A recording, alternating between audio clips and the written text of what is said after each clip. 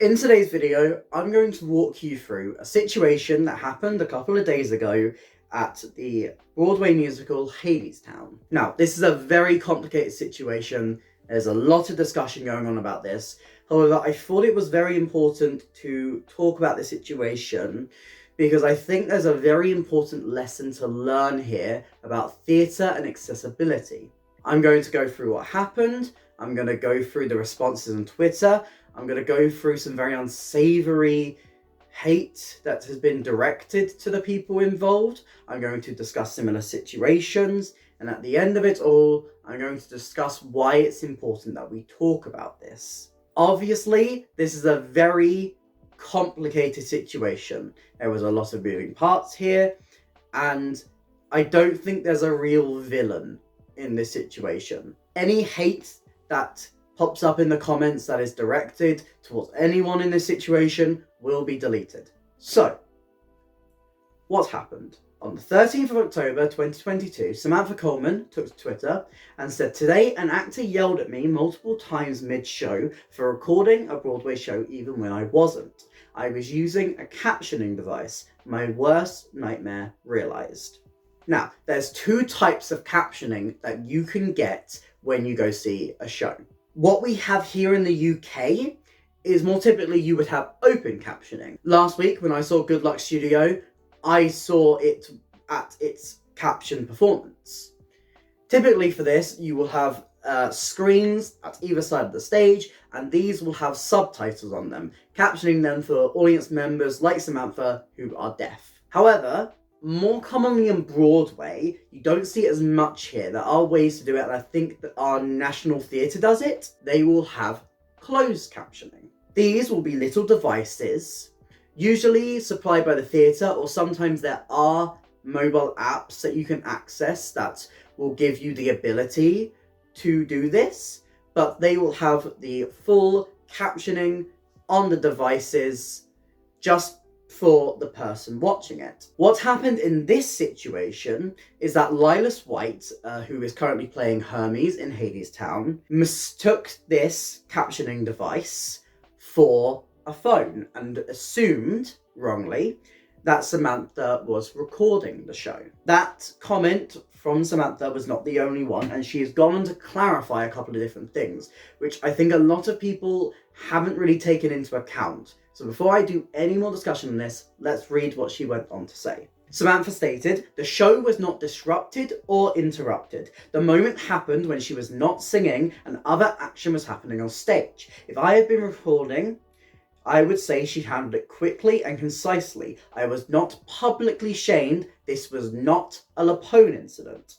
Referring to the fact that Broadway actress Patti LuPone has a certain reputation where she will stop a show midway through and start shouting at people if they are recording, if they are not wearing a mask. We have seen a lot of different variations of this, and typically she's been praised for this. Samantha also states, "I was using a captioning device, not my phone. This is a device given to the audience by the house staff, and the front of house was aware of the usage of said device. The company and staff did follow protocol. The staff rarely leaves the stage, so it would be difficult for them to communicate with the stage management. However, they did at some point and followed protocol. Stage management contacted house management, who did confirm it was a captioning device, and stage management did tell the actors." So, through these comments, we can see that one, this situation has been blown up a little bit. Two, that this device did belong to the theatre and that the actors did follow, for the most part, the protocol that was to be expected. However, obviously didn't have enough of awareness of what these captioning devices are and what they look like. Samantha also clarified something about her original comment, saying, "I want to point out the word yell. I apologise for using this word in my initial tweet. If I could go back in time, I'd rephrase it to reprimand it. My deafness is as such that I cannot distinguish tone of voice or the volume of sound. I could have phrased this better. I do disclose that I have difficulty articulating my words in a concise manner, neurodiversity and disability. We're learning here even the best intended actions can have repercussions in opposition to our intent. I ask for grace and patience for myself and for Miss White." Now, after all this happened, there were some very hateful comments that were directed to Lilas White. For obvious reasons, I'm not going to read these comments out. However, the hate that was sent towards Lilas White did include some very unsavory, racist, and ageist comments. And Samantha did go to Twitter and said, "It is important for me to articulate. I ask to extend kindness and forgiveness to Miss White. Her social media pages, particularly Instagram, have been flooded with ageist and racist comments. Please stop harassing her. I recognize the privilege of being a white woman making an accusation about a black woman. Miss White is not a malicious person, nor is she the enemy. The villain of this tale is systematic ableism in society and in the industry, not her. Education is key.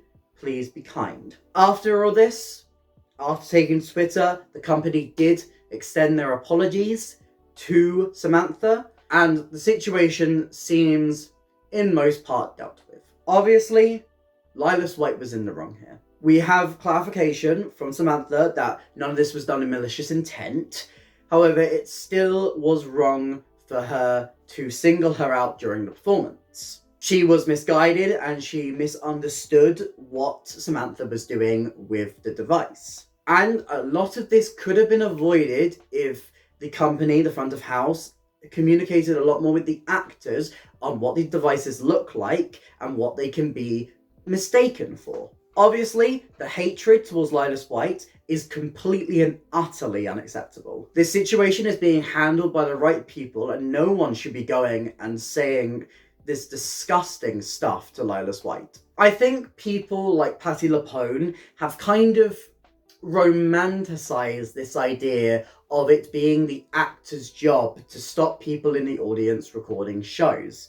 This should land onto the front of house team, but obviously there are a lot more audience members than front of house. Not everyone is working inside the theatre building at these times. There are a couple of people here, there, and everywhere. It's not easy to access someone who is filming right in the middle of the stalls, and it can be very distracting to the actors. However, where this falters and where this fails is that she wasn't recording.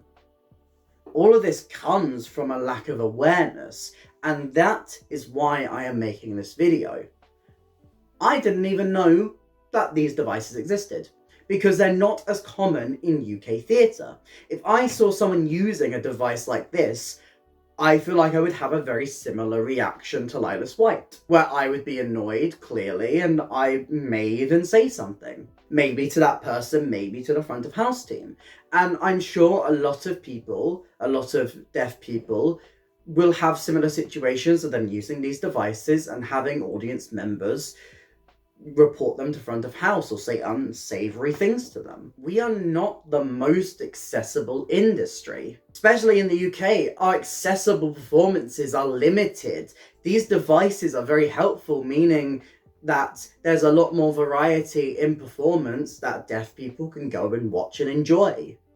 Similar to something like audio description devices that are done by earphones, which I must say are a little bit more common here than these captioning devices. But it all comes down to this education, and it all comes down to this awareness. This entire situation could have been avoided if the actors were more briefed on what these devices are. And if there are clearer signs about these, clearer signs about what these look like for audience members, it would stop a lot of the harassment and the embarrassment that can come from someone confronting someone who is using these in the correct way that they should be used. People with disabilities should be allowed to enjoy theatre. Samantha didn't deserve any of this to happen to her while she was trying to enjoy a piece of theatre. And I'm glad that she has been as vocal about this and as open about her experience here, because it has opened this discussion and it's changed a lot of how I view these access barriers. As someone who doesn't experience this, as someone who is not disabled, I don't experience the one in the same way to this. And I don't have to deal with these situations where just using a simple device to be able to enjoy a piece of theatre can lead to being outed and embarrassed to a massive theatre full of people. I'm glad the situation is seemingly sorted and that this has opened the conversation. But what do you think? What do you think of this whole situation? I'd love to hear all your opinions down below. If you did enjoy this video, please consider hitting like and subscribing. It really helps me out and helps out the channel. But that's it for me today, and I'll hopefully see you next time. Bye.